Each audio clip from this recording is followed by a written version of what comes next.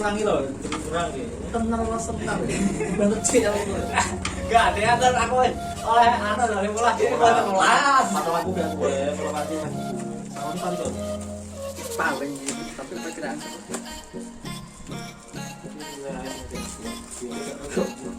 pokoknya dia kan ada Satu bagus.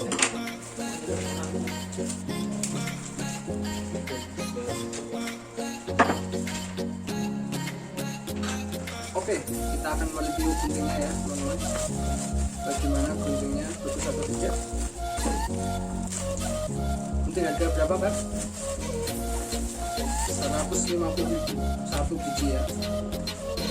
Oke. Gunting juga. Ini dapat tulisan spon teman-teman ya. Apa? Spon ini bisa dibuat Itu iya, kerja. Coba. Ini guntingnya ya. Ini B. Kita coba. Dia aku rawat. Aku tuh mau dengan dompet kok. Dompetnya nama sih kau. Sepertinya nih sangat cepat. Ada laku lah terau. Biasa dia aja. Push, tajam teman-teman. Iya. Ini sangat rekomendasi sekali bagi tukang super ya. BB.